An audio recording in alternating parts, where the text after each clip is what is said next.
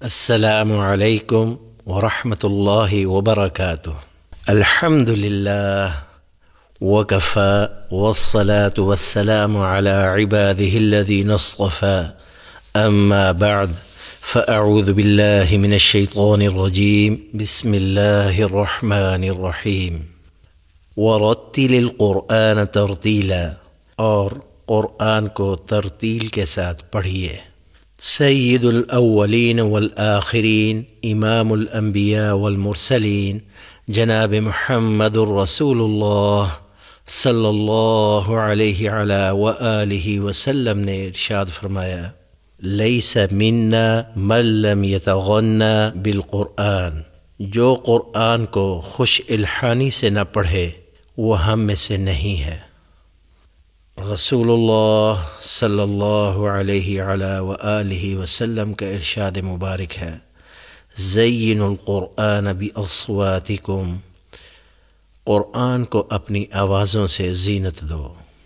اسی طرح فرمایا، اقرأ القرآن بلحون العرب واصواتها، قرآن کو عرب کے لب و لہجہ اور ان کی آوازوں پر پڑھو۔ قرآن مجید میں اللہ سبحانہ و تعالی نے ارشاد فرمایا، بل هو قرآن مجید، کہ یہ قرآن عظیم الشان ہے۔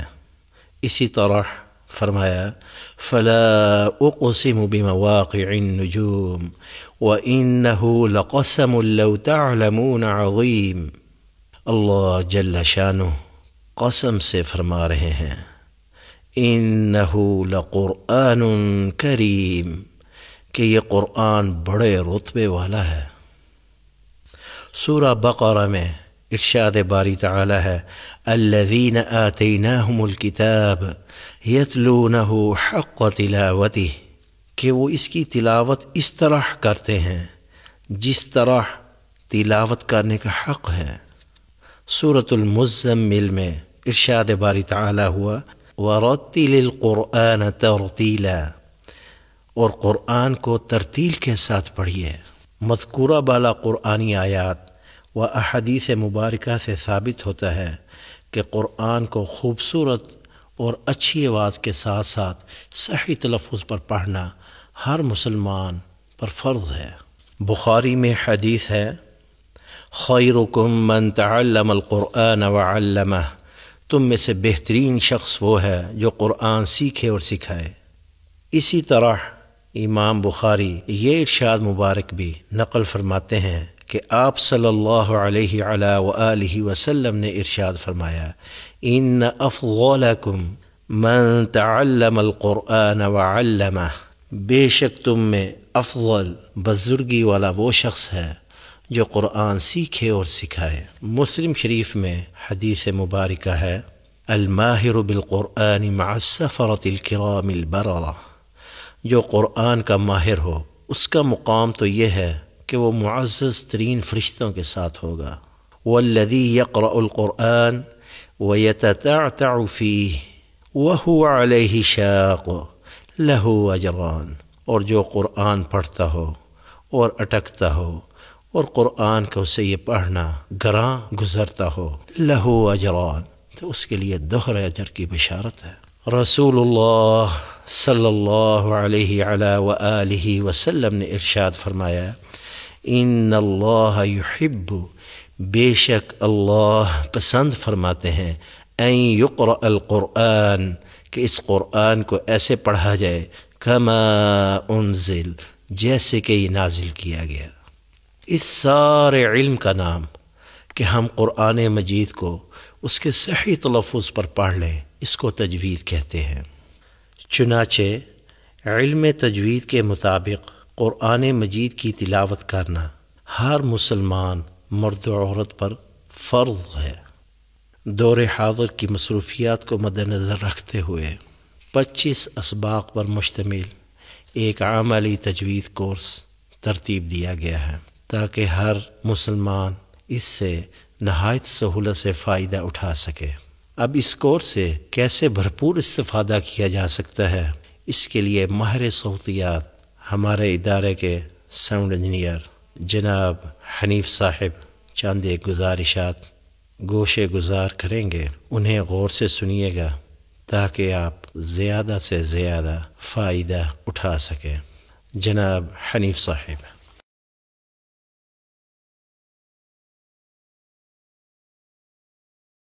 السلام علیکم ورحمۃ اللہ۔ میں انعام بھائی کا بے حد مشکور ہوں جنہوں نے مجھے اس کورس کی افادیت اور جملہ خصائص بیان کرنے کے لیے مدعو کیا۔ اس کورس کی خاص بات یہ ہے کہ اسے خصوصی طور پر پڑھنے والوں کی نفسیات کو مد نظر رکھتے ہوئے مرتب کیا گیا ہے۔ پہلی بات یہ ہے کہ یہ نہایت سادہ انداز میں پڑھائے گئے اسباق ہیں، جس کی وجہ سے پڑھنے والے کو اپنی دسترست سے باہر نہیں لگتے۔ بظاہر نہایت سادہ انداز میں پڑھائے گئے اسباق میں جن باتوں کا دھیان رکھا گیا ہے وہ یکے بعد دیگرے میں آپ کے گوش گزار کر دیتا ہوں۔ نمبر 1، قاری صاحب کی آواز میں کسی طرح کے ساؤنڈ ایفیکٹ یعنی ریورب یا ایکو کا استعمال نہیں کیا گیا، جس کی وجہ سے سننے والے کو زیادہ پریکٹیکل لگتا ہے، کیونکہ اگر ایکو یا ریورب آواز میں شامل ہو تو سننے والے کی آواز اس کے بالکل الٹ یعنی ڈرائی سنائی دیتی ہے۔ نمبر 2، الفاظ کے درمیان وقفے کا تعین انسانی فطرت کو سامنے رکھتے ہوئے کیا ہے، جس کا فائدہ یہ ہوگا کہ پڑھنے میں ایک ردم قائم ہوگا اور زیادہ سے زیادہ دیر تک پڑھنے میں دلچسپی قائم رہے گی۔ آواز کی پچ یا فریکوینسی کا انتخاب بہت ہی غور و فکر اور مختلف تجربات کے بعد کیا ہے تاکہ یہ اسباق کسی ایک عمر کے افراد کے لیے مخصوص ہو کر نہ رہ جائیں۔ لہٰذا یہ اسباق خواتین و حضرات اور بچوں کے لیے بھی یکساں مفید ہیں۔ یہ اسباق قاری صاحب کے پیچھے دہرانے کے لیے ملحوظ خاطر رہے کہ آپ نے قاری صاحب کی آواز، طرز اور کیفیت کی بھرپور اور پرجوش نقل اتارنی ہے، اور یہ نقطہ اس پوری گفتگو کا حاصل خلاصہ ہے۔ ان اسباق کی بار بار مشق سے آپ کے قرآن پڑھنے میں چند دنوں بعد ہی نکھار آنا شروع ہو جائے گا انشاءاللہ۔ یہ کورس ہمارے فیس بک اور یوٹیوب پر بھی دستیاب ہے۔ یوٹیوب پر ہر سبق کی سلائیڈ اور آواز کو بوقت ضرورت ریورس اور فارورڈ کیا جا سکتا ہے، جبکہ فیس بک پر مکمل سبق ویڈیو فارمیٹ میں موجود ہے۔ علاوہ ازیں قاری صاحب کے پڑھے ہوئے قرآن پر بھی کام مکمل ہو چکا ہے، جو جلد ہی دستیاب ہوگا۔ اس کے ساتھ ساتھ انعام بھائی کا آسان تجوید کورس بھی تیاری کے آخری مراحل میں ہے۔ آخر میں آپ تمام سننے اور پڑھنے والوں سے گزارش ہے کہ اس پوسٹ کو زیادہ سے زیادہ شیئر کریں تاکہ زیادہ سے زیادہ لوگوں کو درست تلفظ اور زیادہ دلچسپی کے ساتھ قرآن پڑھنا میسر آ سکے۔ آپ لوگوں کا بہت بہت شکریہ۔ الحمد لله الذي أنزل القرآن وأمرنا بترتيله وتجويده حيث قال ورتل القرآن ترتيلا، وجعل ذلك من أعظم عبادته، والصلاة والسلام على سيدنا ومولانا محمد الذي قال خيركم من تعلم القرآن وعلمه، فطوبى لمن يشتغل بالقرآن تعلما وتعليما، وعلى آله وأصحابه الذين حملوه فجودوه تجويدا، وبعد۔ سامعین محترم، السلام علیکم ورحمۃ اللہ وبرکاتہ۔ آج کی نشست میں ہم سبق نمبر 1 پڑھیں گے، جس میں تجوید و ترتیل کی اہمیت اور عملی تجوید کورس کی ضرورت کے بارے میں گفتگو کی جائے گی انشاءاللہ تعالی۔ تو اس سلسلے میں پہلی بات یہ ہے کہ قرآن مجید کی حیثیت قانون اور تاریخ کی عام کتابوں جیسی نہیں، جن سے اصل غرض صرف مسائل و واقعات ہوتے ہیں اور ان کے الفاظ کا ورد مقصود نہیں ہوتا، بلکہ یہ ایک مقدس کتاب ہے جس کی تلاوت عظیم اجر و ثواب کا باعث ہے۔ اس کے ایک حرف پڑھنے سے 10 نیکیاں ملتی ہیں، اٹکنے والوں کو مشقت کی وجہ سے دگنی نیکیاں عطا ہوتی ہیں۔ اور ماہر قرآن کو قیامت کے دن مقرر فرشتوں کی صف میں کھڑا کیا جائے گا۔ تلاوت قرآن کا بھرپور اجر و ثواب اس امر پر موقوف ہے کہ تلاوت پورے قواعد و ضوابط اور اصول و آداب کے ساتھ کی جائے۔ دوسری بات یہ ہے کہ اس مسئلہ میں دو رائے نہیں کہ قرآن مجید کی تلاوت نماز کا اہم رکن ہے، اور اس کی مجرد تلاوت بھی عبادت ہے، اور ہر عبادت کے لیے اصول و ضوابط اور مخصوص کیفیات ہوتی ہیں جن کو بجا لانے سے ہی عبادت قابل قبول ہوتی ہے۔ تیسری بات یہ ہے کہ جس طرح قرآن مجید کے معانی کا سیکھنا، سمجھنا اور اس کے احکام و حدود پر عمل کرنا ایک عبادت و فریضہ ہے، اسی طرح قرآن مجید کے الفاظ کا صحیح طور پر پڑھنا اور اس کے حروف کو ثابت شدہ طریقے کے مطابق ادا کرنا بھی لازم و فرض ہے۔ چوتھی بات یہ ہے کہ جس طرح قرآن فہمی کے لیے رسول اللہ صلی اللہ علیہ وسلم کے بیان کردہ معانی و مفاہیم ہی معتبر ہو سکتے ہیں، اسی طرح طریقہ تلاوت بھی وہی مقبول ہے جو آپ صلی اللہ علیہ وسلم تک متصل سند سے ثابت ہو۔ پانچویں بات یہ ہے کہ ملت اسلامیہ کا اتفاق ہے کہ جس طرح قرآن مجید اپنی عبارت میں متواتر ہے، اسی طرح وہ اپنی طرز ادا اور پڑھنے کے طریقے میں بھی متواتر ہے۔ قرآن مجید کی تلاوت کا انداز جو ناقلین کے تواتر سے ثابت ہے، وہ وہی ہے جس کو تجوید و ترتیل سے موسوم کیا جاتا ہے، کیونکہ تمام متواتر قراءات اسی طریقہ کے ساتھ ہم تک پہنچی ہیں۔ لہذا جس طرح قرآن کریم کے کلمات و حروف میں تبدیلی نہیں کی جا سکتی، اسی طرح اس کے پڑھنے کے انداز میں بھی تبدیلی کرنا جائز نہیں ہوگا۔ لیکن المیہ یہ ہے کہ عوام الناس تو کجا، اکثر پڑھے لکھے لوگ بھی قرآن حکیم کے الفاظ کو صحیح تلفظ کے ساتھ ادا کرنے سے گریزاں ہیں۔ چھٹی بات یہ ہے کہ دنیا میں کسی کتاب کو یہ اعزاز حاصل نہیں کہ اس کی تلاوت اور قراءت کے لیے باقاعدہ اصول و ضوابط ہوں۔ یہ طرہ امتیاز صرف اور صرف قرآن مجید کو حاصل ہے کہ اس کی تلاوت اور ادائیگی کے لیے مستقل ہدایات اور قواعد و ضوابط ہیں۔ انہی قواعد و ضوابط کا نام علم تجوید ہے۔ چنانچہ علم تجوید کے ذریعہ سے ہی قرآن مجید کے حرفوں کی ادائیگی اور ان کا اصلی تلفظ محفوظ ہے، اور اس علم کے ضروری قواعد و ضوابط جانے بغیر قرآن مجید کا تلفظ صحیح نہیں ہو سکتا۔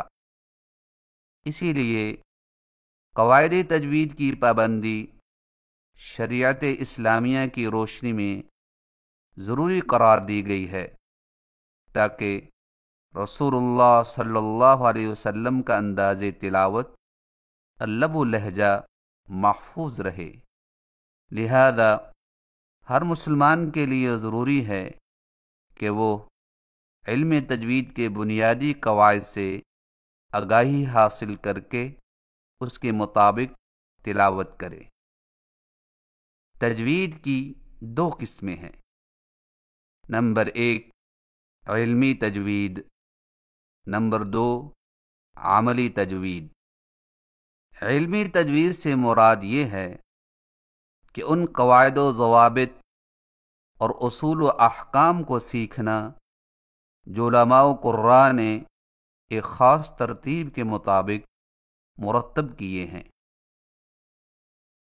اور عملی تجوید سے مراد یہ ہے کہ قرآن مجید کی تلاوت قواعد تجوید کے مطابق اس طرح کرنا کہ الفاظ و کلمات ہر قسم کی کمی، زیادتی اور تبدیلی کی غلطی سے محفوظ ہوں۔ نیز اس تلاوت کی کیفیت تواتر کے ساتھ روبرو رسول اللہ صلی اللہ علیہ وسلم تک متصل سند سے ثابت ہو۔ اور آج کل زیادہ زور علمی تجوید یعنی صرف قواعد تجوید کو یاد کروانے پر دیا جاتا ہے، اور عملی تجوید کو اکثر معلمین نظر انداز کر دیتے ہیں، حالانکہ عملی تجوید ہر مرد و زن کے لیے لازم و فرض ہے۔ اور اس عملی تجوید کے بارے میں لوگوں کی 3 قسمیں ہیں۔ پہلی قسم کے لوگ وہ ہیں جو انتہائی عمدہ طریقے سے اس پر عمل پیرا ہو کر اجر و ثواب سے مالا مال ہو رہے ہیں۔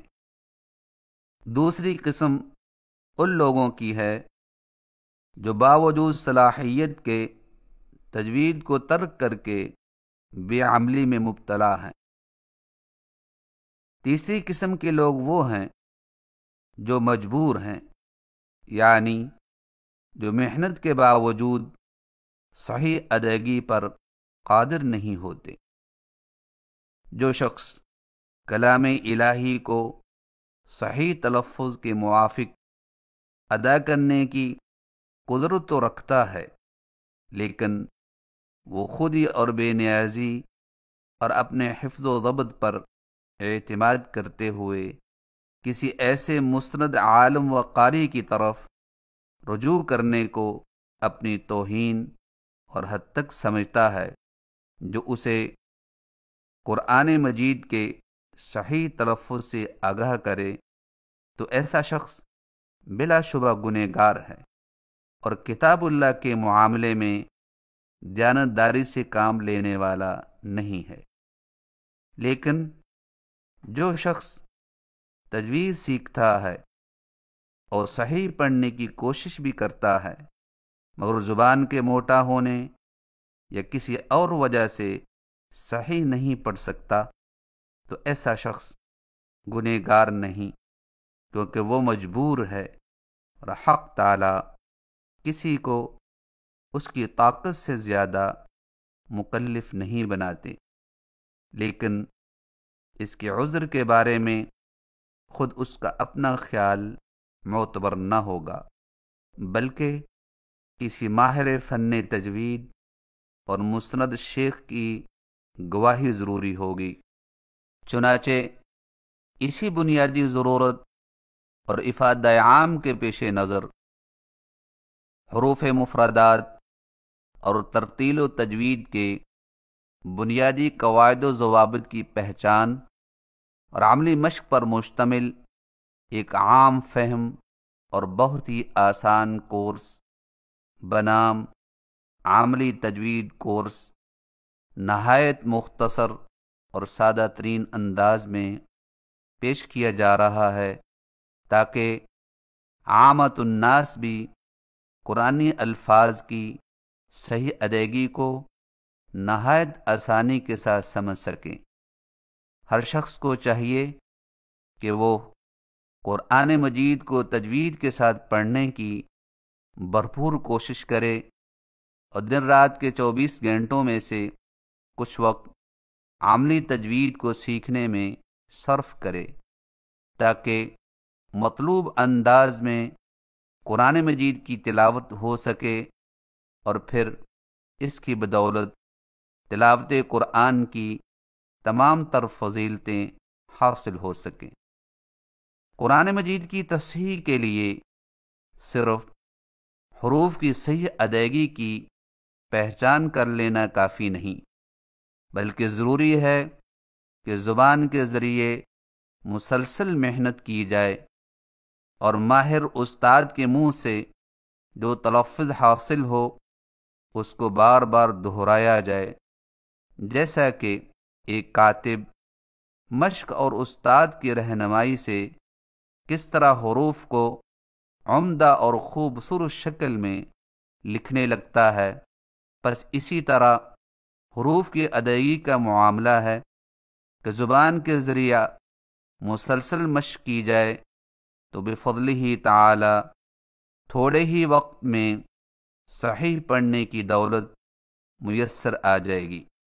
چونکہ یہ کورس عامت الناس کے لیے ترتیب دیا گیا ہے، اس لیے تجوید کے تفصیلی قواعد و ضوابط کو نظر انداز کرتے ہوئے زیادہ تر صحیح ادائیگی کو واضح کر کے مشق کروائی جائے گی تاکہ وہ قرآنی الفاظ کے صحیح تلفظ کو نہایت آسانی کے ساتھ سمجھ سکیں، کیونکہ یہ بات تجربہ سے ثابت ہے کہ اگر حروف و کلمات کو صرف صحیح تلفظ کے ساتھ پڑھا دیا جائے تو انشاءاللہ تعالی توقع سے بڑھ کر فائدہ ہوگا۔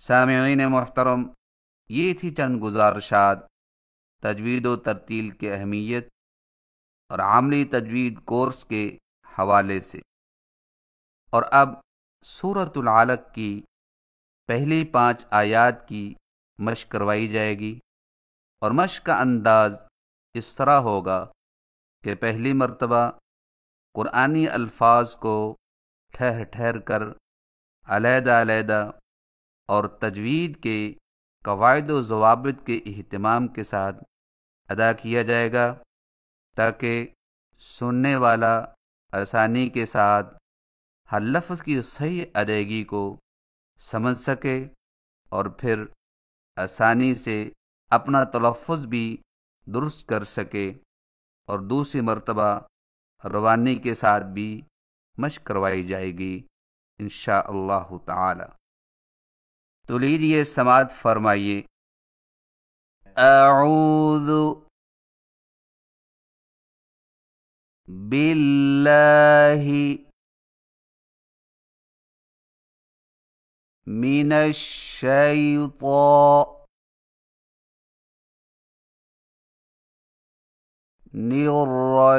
الرجیم،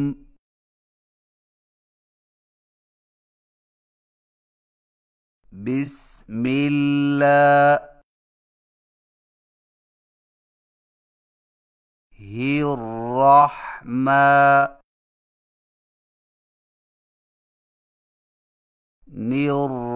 الرحیم۔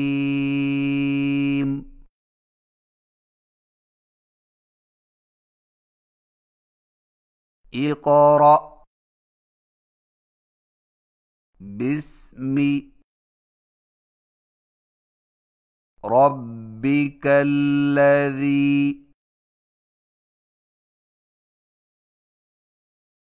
خلق خلق الانسان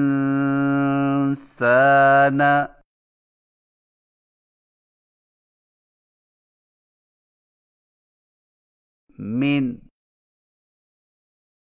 علق، اقرأ وربك الأكرم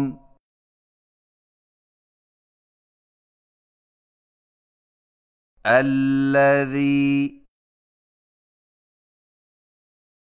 علم بالقلم علم الإنسان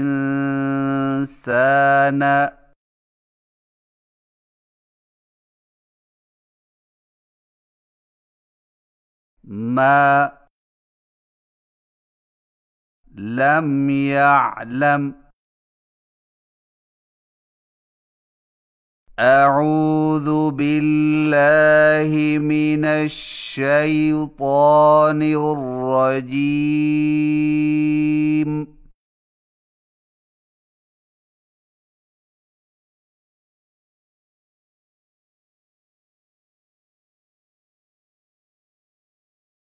بسم الله الرحمن الرحيم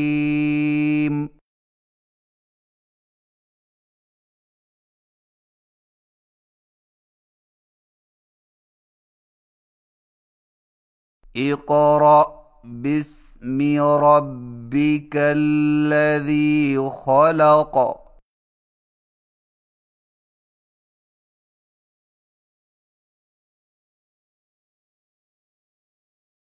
خلق الإنسان من علق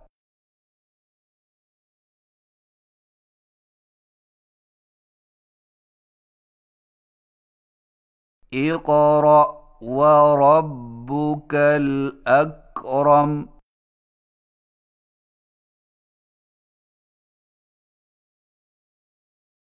الذي علم بالقلم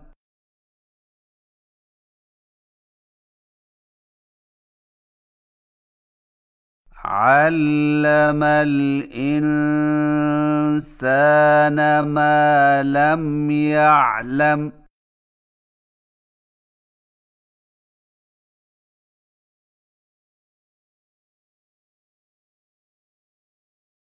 صدق الله العظيم